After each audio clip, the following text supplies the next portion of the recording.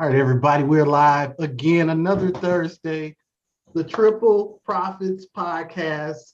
I'm Marcus Harris, and as usual, I have my brothers with me, JD McLemore, the champ of real estate, and Tavante Hughes, the guru. But today we have a special guest. We have Jacob Freeman with Signature Property Inspections, Inc.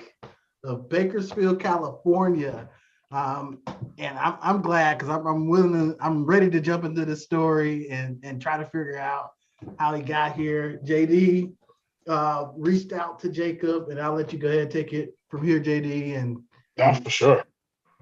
For sure, man. Yes and no. Reached out to Jacob. So as you guys know, I'm a local realtor, real estate investor, whatnot. So I've been at it going on 5 years now. And met Jacob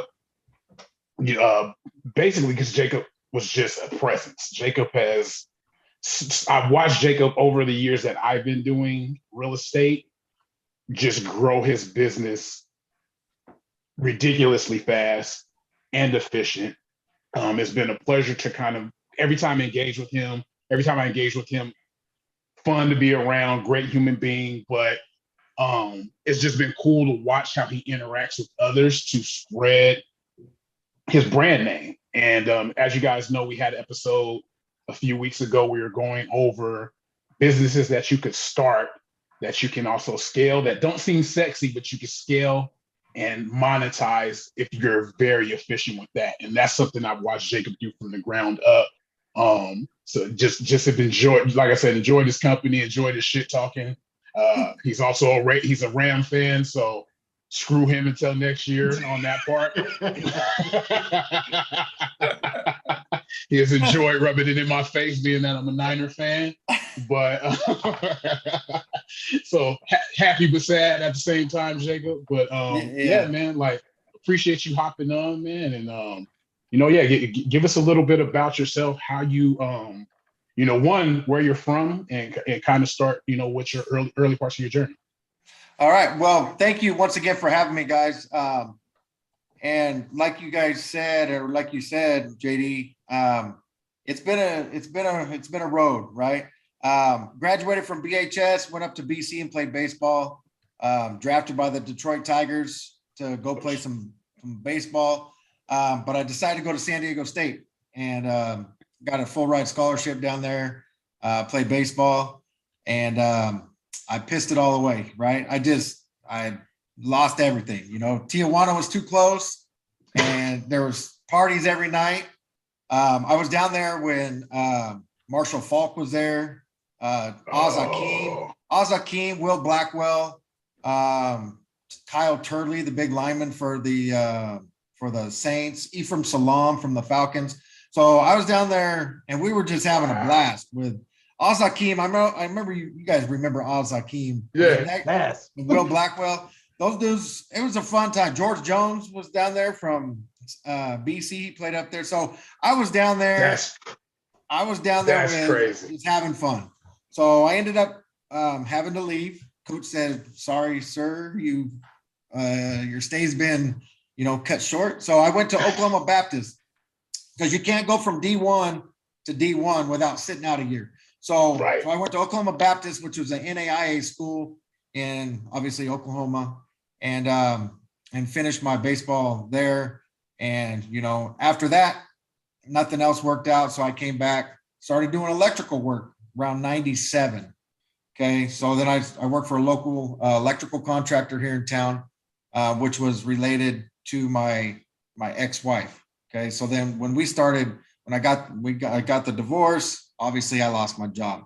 Okay. So then, end of 03, started building houses here for a local builder, and built houses, probably a couple hundred houses during the boom. Okay. From 03 to 08. And then the market crashed.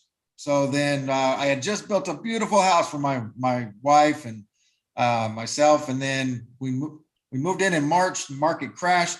Then they let everyone go. So I had to short sell my house right after I built it out in Silver Oaks. And then we had nothing, right? Lost my job. I was making 120 a year, superintendent, had it all, right? Then gone. So short sold the house.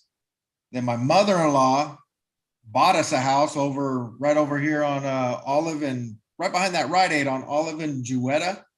I know exactly where you're at. Yeah. So my mother-in-law bought a house. We rented it from her. So then what to do? I got me a $12 an hour job at Home Depot, working at the pro desk, selling, materials to contractors. And then I saw an ad in Craigslist one day in 08, 09. And it was for a home inspection company here in town. So with my experience in electrical, with my experience in building houses, I was like, why not? So I did that. And then we got slow, and then he let me go. So then my wife and I put our heads together and said, all right, babe, if you can do 5 inspections a week, that's about $2,000 a week, 300 back then, $300 was about an inspection. So say $1,500 a week, times 4 weeks, we can get by, So we did it. My dad had just passed away. So my mom gave me a truck to use. I had another local realtor, Lynn Wright. I don't know if you're familiar with Lynn. She's been around forever. She helped me out, and which I've since paid her back. And it's an awesome deal. She gave me, it was like $1,000 to buy, the computer software just to help me out. So that's cool. So yeah, it's a good story. So then that happens. And then as soon as I start, Keller Williams was my main little office, because the guy I worked for was also a realtor, and he had an office at Keller Williams when they were on Hagen Oaks Boulevard and then Olive Drive area. So Keller, as soon as he let me go, my phone, when I told people what was going on, my phone just started going crazy. Well, it was because they loved me, but didn't like him.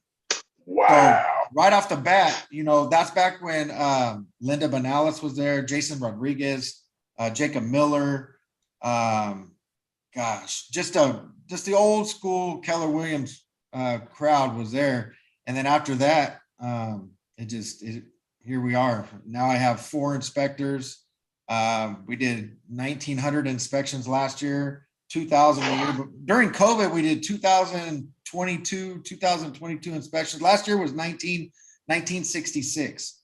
So we just, and the first year I think we did, which was 12 years ago, I think we did like 300. So, and we're on set, so we're on pace to have another good year, depending on the inventory, depending on, if there's houses, to inspect. To actually inspect, right? Yeah, because my people, just like,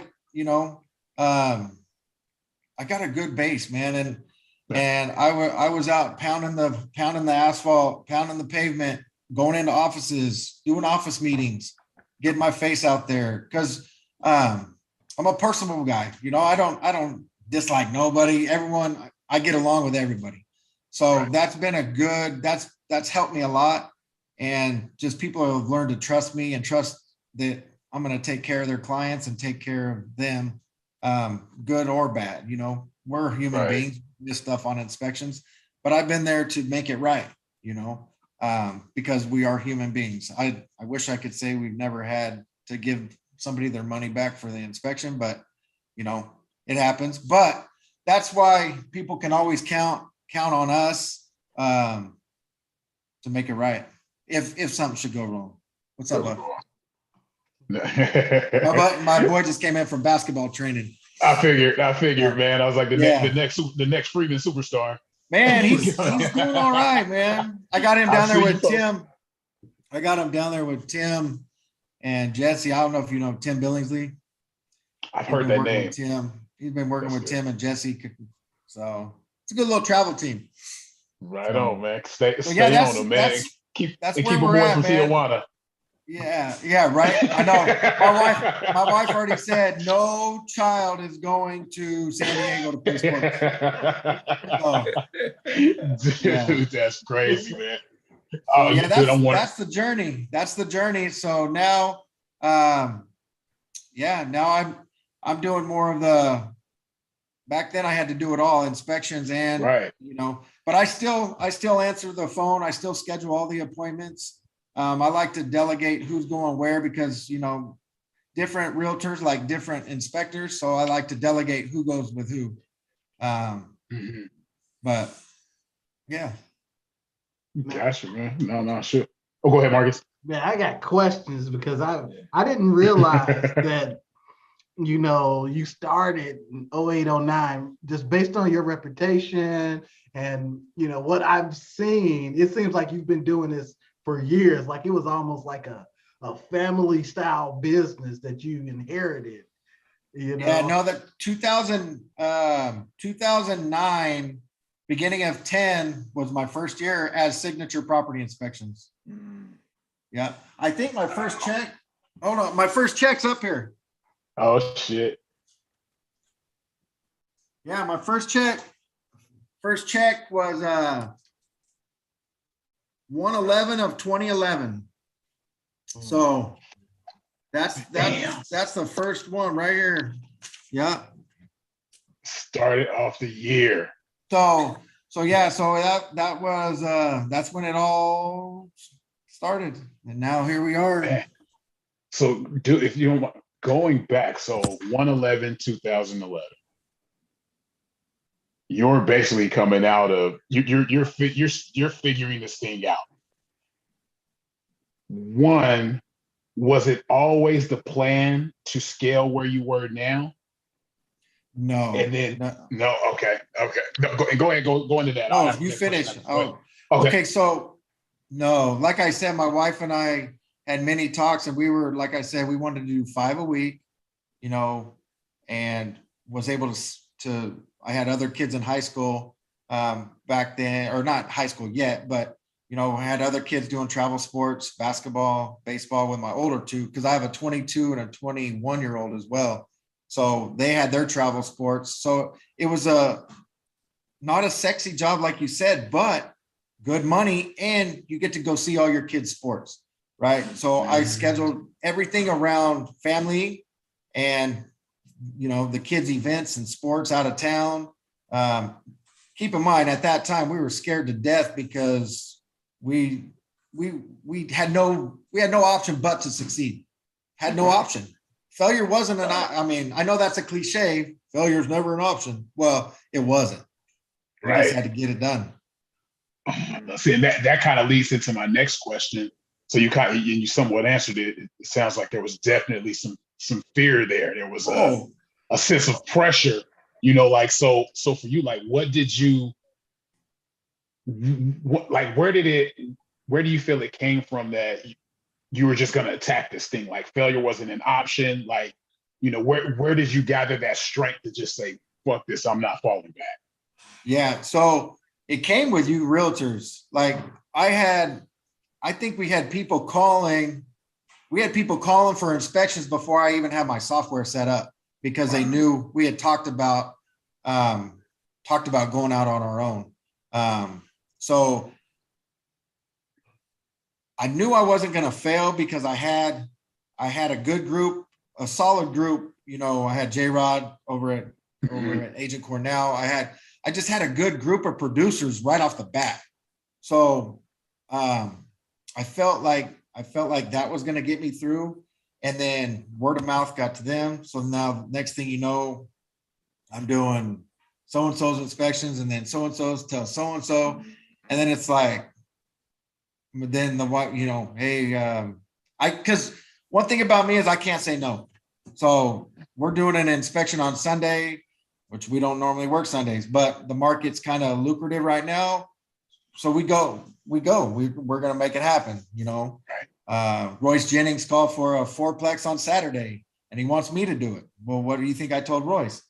I'll see you there. So it's just, and the kids, there's no sports. So if there were sports, then we would have but family first. Yeah, family's always been first. My wife might not say sometimes because I can't say no, but if there's sporting events, I'm there. but yeah, so I think it's the faith came from the realtors. You know, they weren't going to let me fail either, because they knew I took the leap, and they rode on my back and made it happen. So, and then this year, I think we did inspections for 600 and some odd different agents here in town. So, yeah. You know what, Jacob, what I like to hear from you, and I've seen this in other areas too, just like personally, a lot of times in businesses, people they'll do a business, but they'll be very selective about what they do. And they'll say no to things. And it sounds like you said yes to a lot of things, which gave you a lot of opportunities that you probably wouldn't have had if you'd have been so selective, and probably would lit a fire under your ass was that you need the money, you know, like. Yeah, right. Yeah. No, that's one thing. There's a book out that a realtor told me to read one time because they knew that I never said no. It's like the subtle art of saying no. I think there's a book about that, but I'm a yes man. I just get it done. I have crews that are the same way. All my inspectors are the same way. And I kind of look for that in them. And because at the end of the day, I mean, our job is to take care of JD and his team, his buyers. And if he has a buyer that, you know, needs a certain time on a Sunday or Saturday, I mean, you know, we're getting a lot of influx from out of town people right now, LA investors or LA people. So they can only come on the weekends. So I get that. I got guys that like to work weekends. But yeah, I just making people happy is what I has got me where I'm at, I think. That's great customer service. Great customer service. Exactly. Yeah.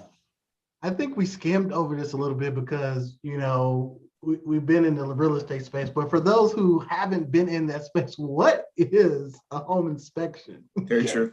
Well, very good yeah, point.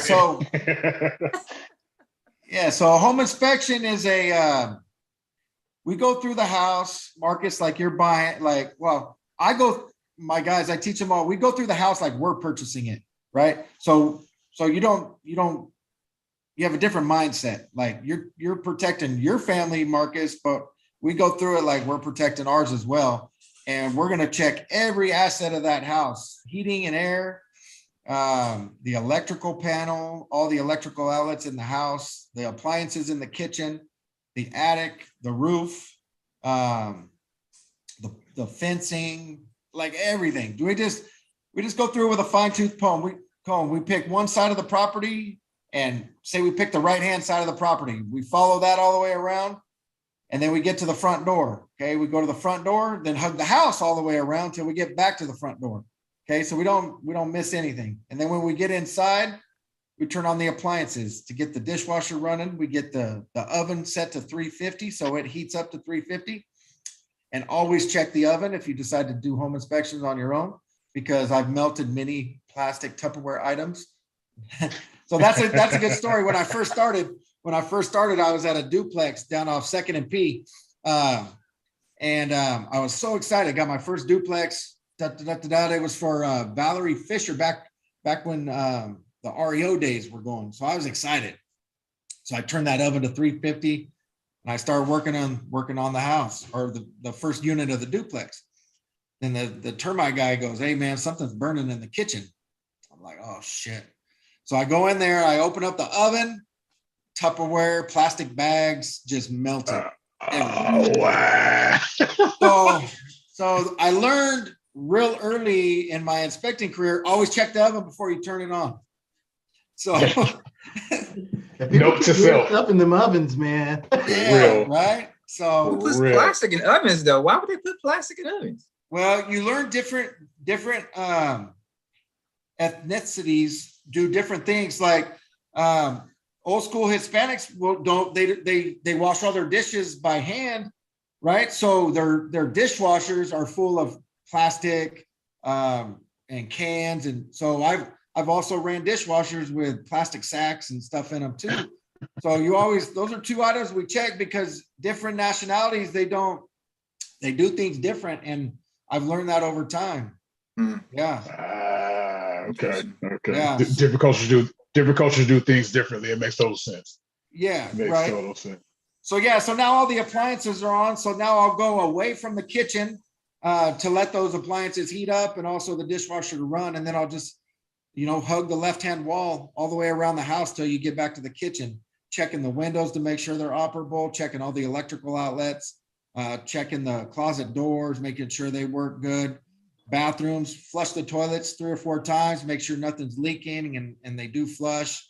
Fill up the sinks, make sure they drain good, check the tubs, shower, make sure the tub drains good, tile countertops, make sure they're intact. A lot of this stuff is cosmetic, but you'd be surprised. Calling a cracked tile on a countertop seems petty to us, but some people may move in and be like, he didn't call that cracked on my countertop. We had a lady call mad because her toilet paper holder was loose when she went to put on toilet paper when she moved in, and the toilet paper holder was loose. So I ain't putting that in a report ever, but that'll show you what people get mad at. Yeah. So what people pay attention to. Right. Yeah. Right. So yeah, we go through it with, and then check out the master bathroom the same way, windows, doors, sliders, make sure the sliding glass door is locked. Just until we get back to the kitchen, then we check all the appliances, make sure the kitchen sink doesn't leak and disposal works, microwave works, the range works, and then climb in the attic and on the roof and make sure, there's nothing funky going on in the attic. And then, then we type up a report, email it to the clients, and our software is cloud-based. So all the reports go up into a cloud. The clients can make a request for repair, which means that they can request the seller to repair some stuff. If it's health and safety. In this market, it has to be health and safety, right, JD? Or else it ain't getting fixed because they'll find somebody else. Because once a house hits a market right now, it's gone. If it's not. People are paying to fix stuff in the house. Yeah. If they can get their offer accepted right now. Yeah. Just be happy to get it accepted at this point. Exactly. So go ahead, Marcus. You had a question? I got a question because, going in 10 years, going from 300 to almost 2,000 inspections, right? Obviously, you have to scale and hire people. I'm not the biggest guy in the world. Going up in that attic, and you're a pretty big guy. Yeah. How is that when you're training people and it's their first time getting up in the attic? How does that go? Is that a weed out or something? No. They first off, when I'm training them, they're the ones that get up there, and I tell them what to look for. Right. So,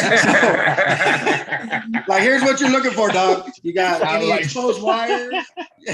You got any wood framing members that are cut? You got any signs of water stains? Tell me what you're seeing up there because this is your time to shine. Right. I like you say that. I like exactly. Yeah. That's you got a good problem. Yeah.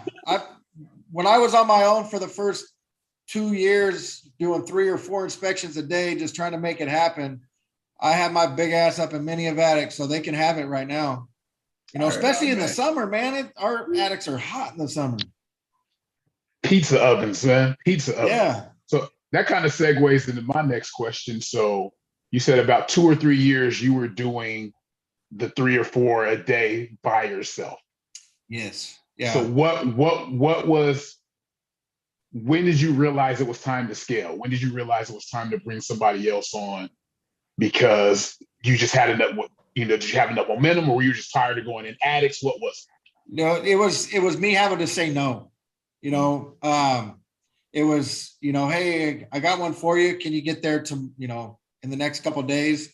When I'm booked a week out, and I had no other options. So that's when I went on my search for the first employee, because like I mentioned earlier, I don't like telling people I can't. So I wanted to make that, where I can. So we did. It wasn't I got tired, doing four a day, that's too much for anybody because,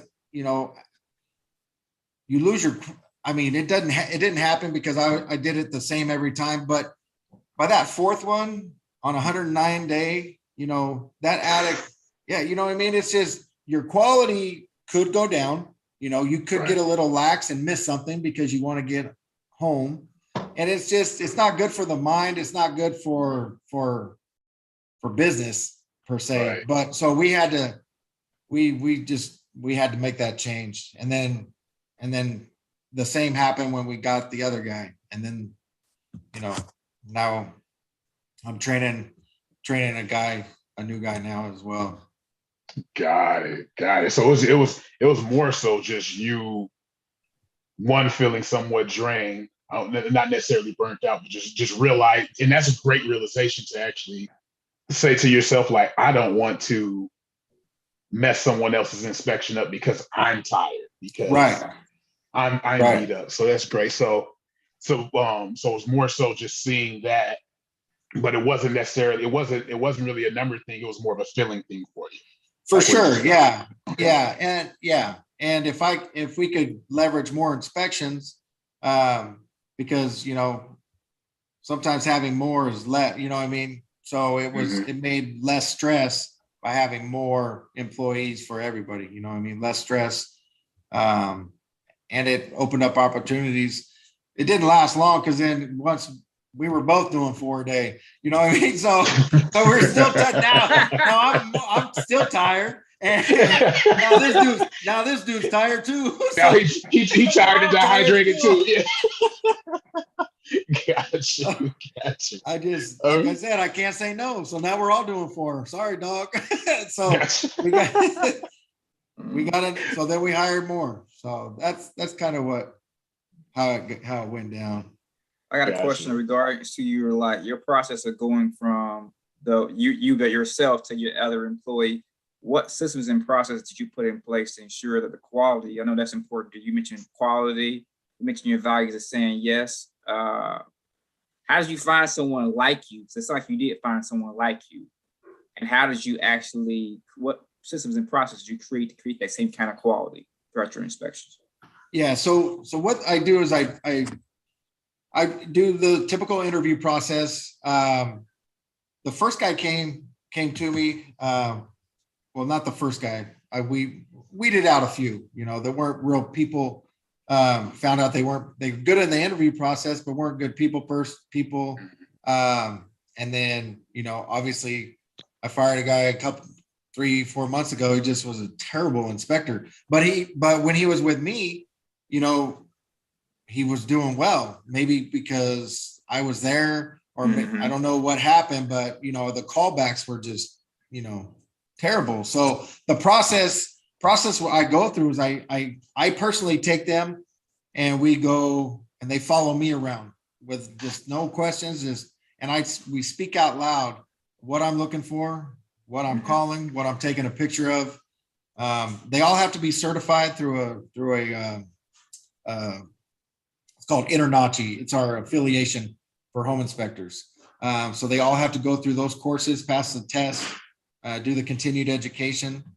But it's pretty much following me around. And once I feel comfortable with them going on their own, then I will kind of branch them out and then kind of follow them. And then I'll have them kind of dictate what they're seeing. You know, got a leak over here on the irrigation line. I see a little bit of wood rot up here, you know, telling me what they're seeing.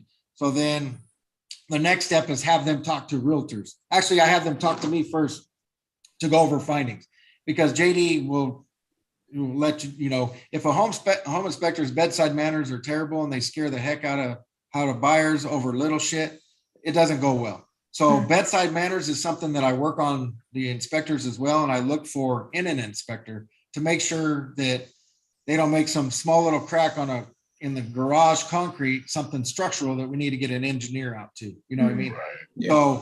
So bedside manners is another step that I go through with the guys and make sure that they know how to enunciate a problem to a potential buyer in a proper manner. And then and then just get them on their own and, monitor the reports. So then the report writing will come after that. So then they'll do the report, they'll upload it, then I'll kind of per se grade it and make sure that the verbiage is right. And, make sure everything looks good because, the clients are paying $400, $350, $400 for an inspection. You can't have, misspelled words. You can't have, stuff going on there, wrong finding in the wrong area. So I do that. I grade their reports for the first, probably 50. And then I just, after that, they do them and send them. So it's a checks and balances type of deal, but they got to earn that little, the graduation per se, because I take a lot of pride. That signature, like JD said, I branded the shit out of that name. So when people see signature, they see me.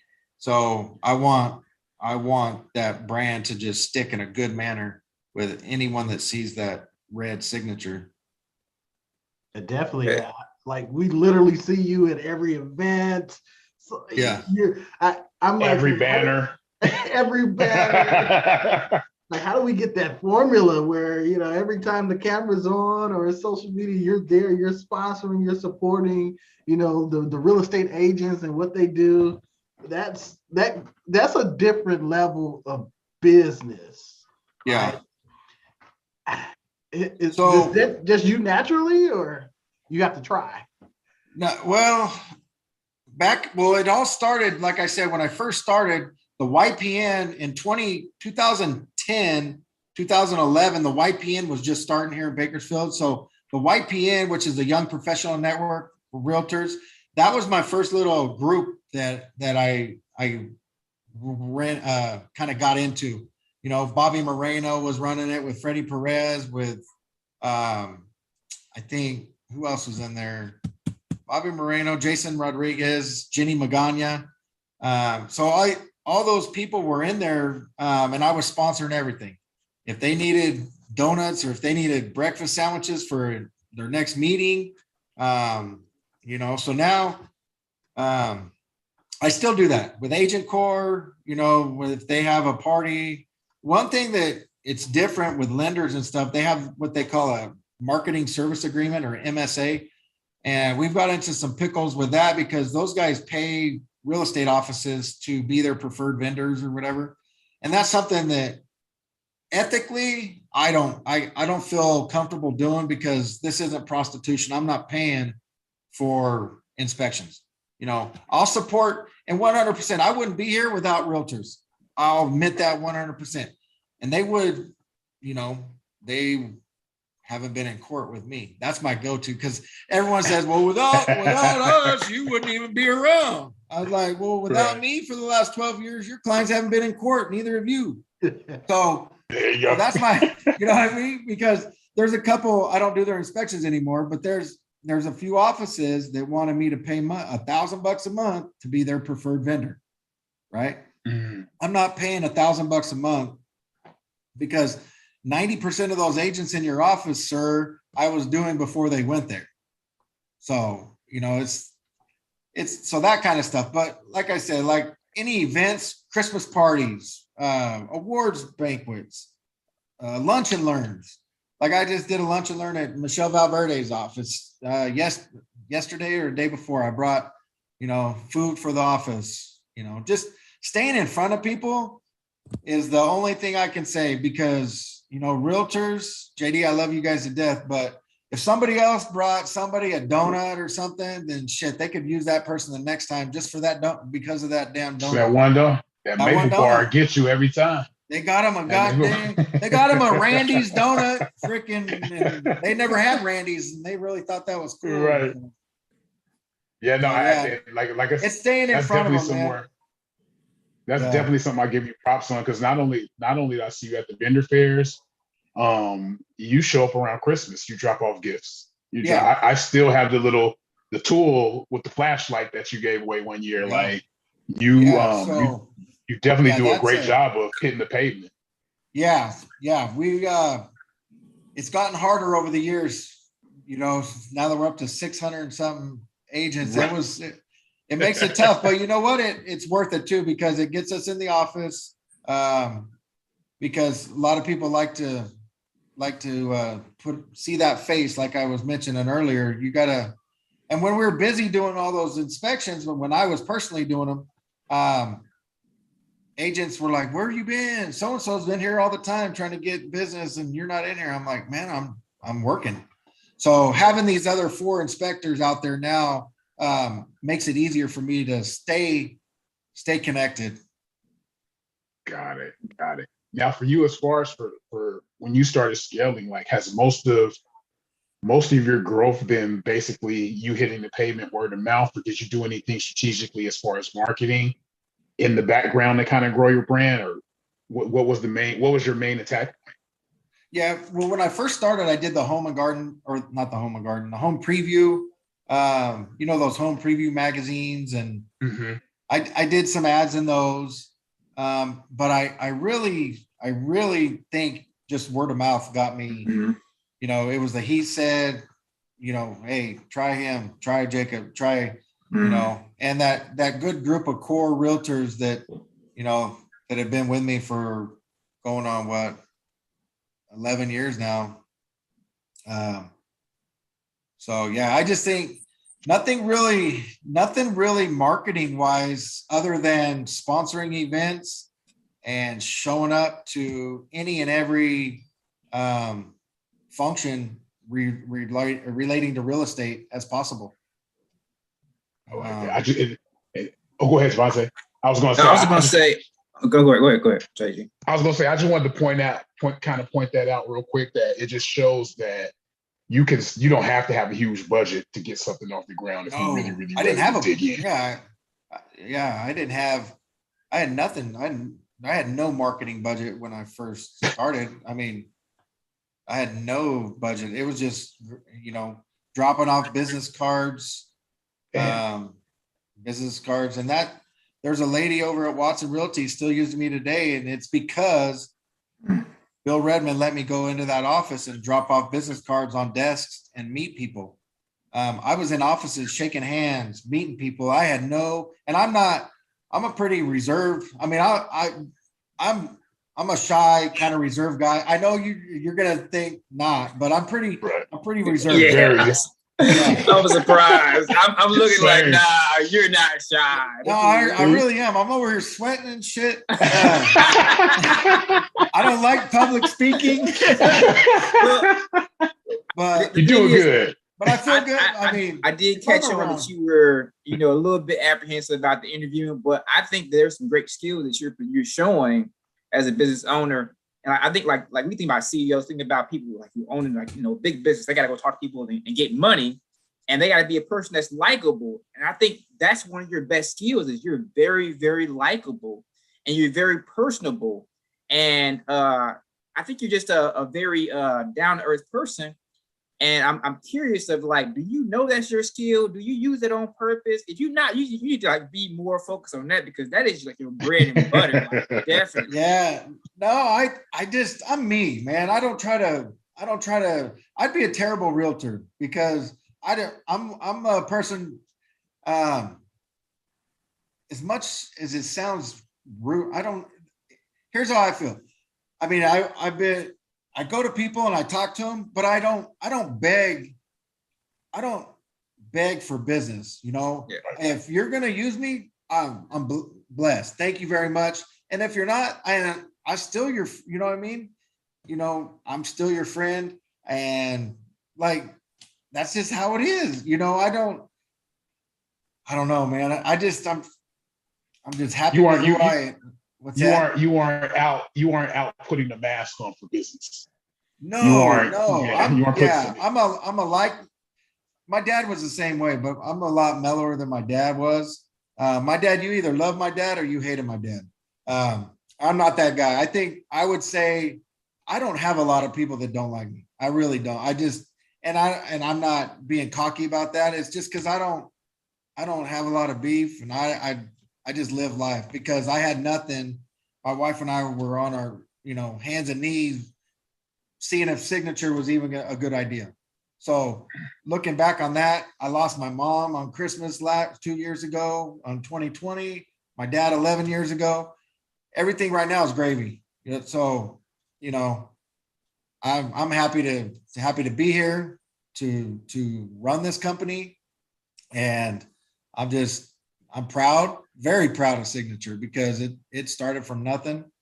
And yeah, I'm happy to, like I said, man, everything that's happened, everything right now is gravy, and I'll take it.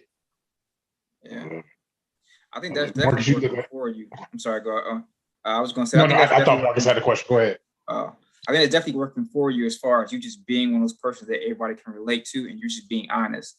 I think that's a quality that's definitely missing in business, where people are looking for the next dollar, and they're almost willing to like shortcut processes in order to get that dollar, and they don't realize that great customer service and follow through is what's going to get you there. And you're not going to be perfect, but at least you can own up. Like it's like you do that a lot. Own up to what you don't do, and you follow through, and you fix it. And you just make a good effort. That's why I hear you doing. You just making a great effort to just be a very honest person.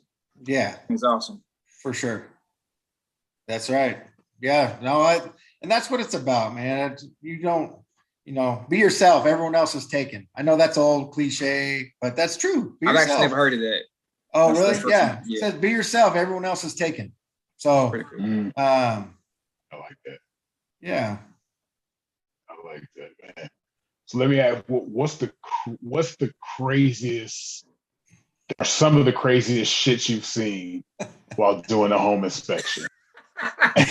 Because I love your pics. I love some of your pics, man, that you post. Yeah, and I wish I could post. You don't post everything, yeah. So I found I've walked in on swings mounted up on ceilings, the little sex swings. Yes. And then what else? A lot of toys, a lot of toys. A lot of toys. You call it out or? No. Did you put it on the report? Seller has low batteries in object and vibration is low on. Yeah.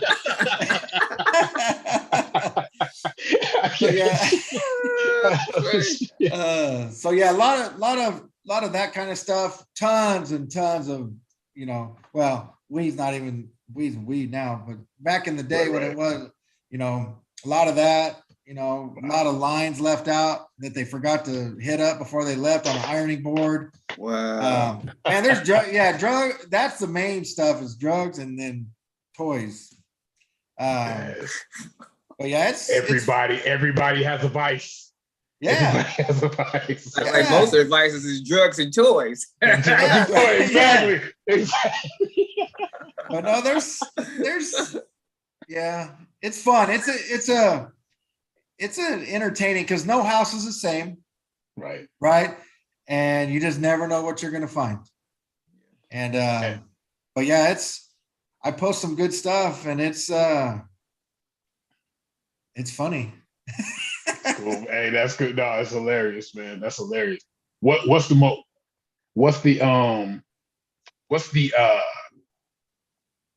I would say the most glamorous kind of house you walked in? Like, was there anything you walked in that just wowed shit out of it? Oh yeah. I went over to the Avila and did a $3.3 million beach house over in Avila, and just the views. So this lady sold her chocolate company to Hershey's. So she sold her chocolate company, Lily's Chocolates or something like that, for $33 million to Hershey's. Great lady. Talked to her. She was the owner of the house. The people buying the house were from Minnesota, and that's only going to be a winter house when it's cold in Minnesota.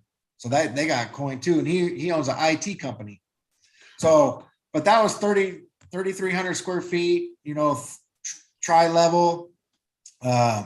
we're talking like push button, TVs that just come around in the kitchen and pop up, and appliances. Yeah, it's like cribs. Remember old school cribs? Yes. Yeah, I feel like I was on cribs. So, see, I know. In the biggest I was house, gonna say, the nicest go house ahead. I did up in Clovis, Kim Kardashian uncle. I did an inspection for the Kardashians up in Clovis, Fresno area. And that was pretty cool because I got to see like Kim. Where's my wife at?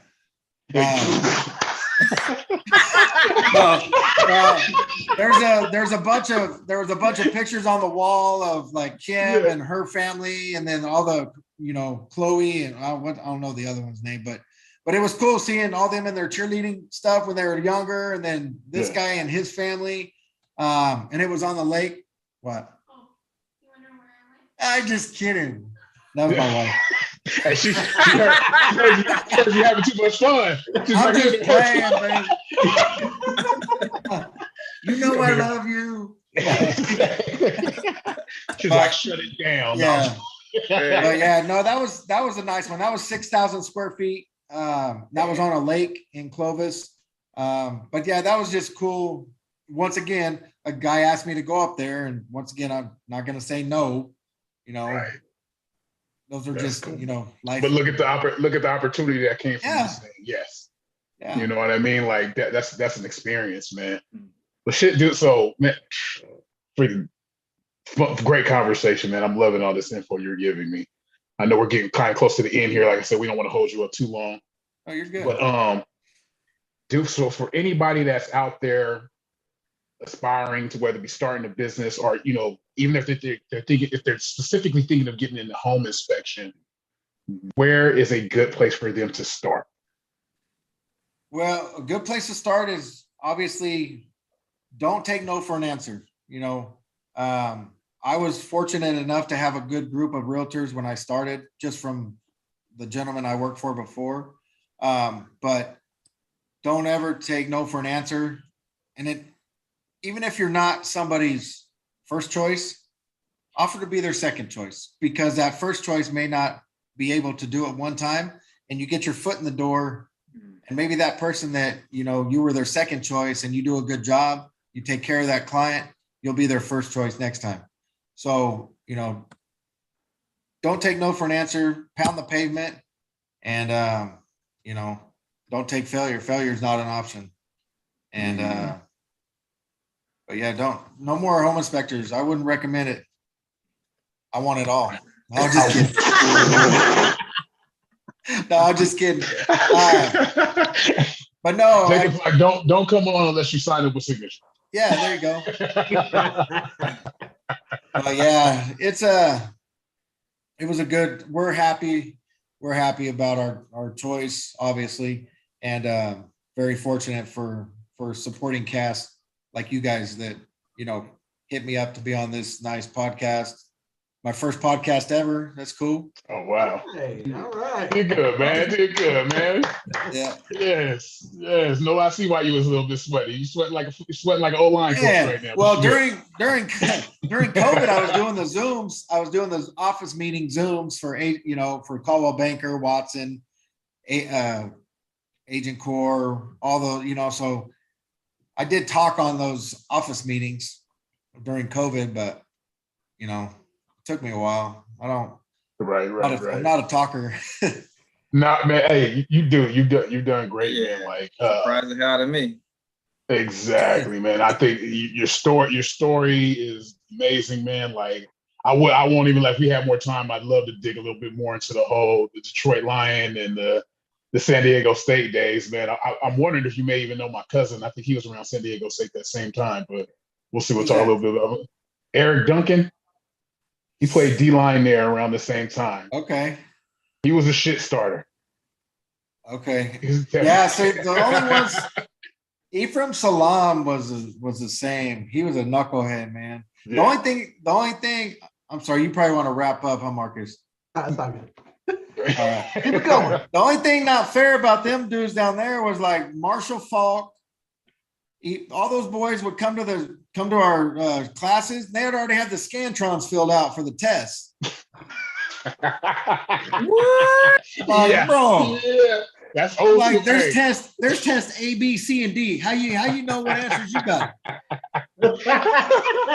Hey, football players get hooked up in college, man. Man, I think we're far enough away from that they aren't going to take away any bowl games from them. So yeah, you can put that out there now. it's one of those unspoken things that happens. You know what I mean? Hey, yeah, keeping it college 100, football man. players, they get taken care of, man. Man. Nice, man. Well, hey, no, dude. Once again, man, Jacob, thank you for your time, man. Appreciate it, brother. Like for you, like you said, one, your story's amazing. For you saying that you really aren't a great speaker, you are a great speaker. You've done, like just I having your own appreciate business. it. You guys make Straight it up, easy. man. Thank you, man. Thank you. Yeah. Shoot, man. Anything else for him before we wrap up? No, I was just gonna say I appreciate your time, Jacob. Also learning about you, and I think you're doing a great job. Keep it going. I mean, I think you got a bright future with your business going, and keep doing what you're doing. You guys are gonna blow up like crazy. So I'm excited for you. Thanks, Tavante. Nice meeting you too, bud. No problem. Nice meeting you. Definitely, man. Thanks for jumping in. I posted it on your page too, man. So All right. watch the Hey, video. congratulations on your business too. Hey, yeah, man. We're doing some things here. We're in Bakersfield. We just opened up a Fresno office too. See, Right. look at you. Yeah, we're hey, these little small businesses, they work. I need you to come over and fix my microwave. Hey, there we go. Every time I talk to somebody. Yeah. It doesn't. We have to beat on the door just for to start and stuff. So I got you. Don't worry about that. Easy. Yeah. Easy go. Yeah, man. You doing too much business to have to beat on your microwave, Jacob. That should not be a problem. that's funny.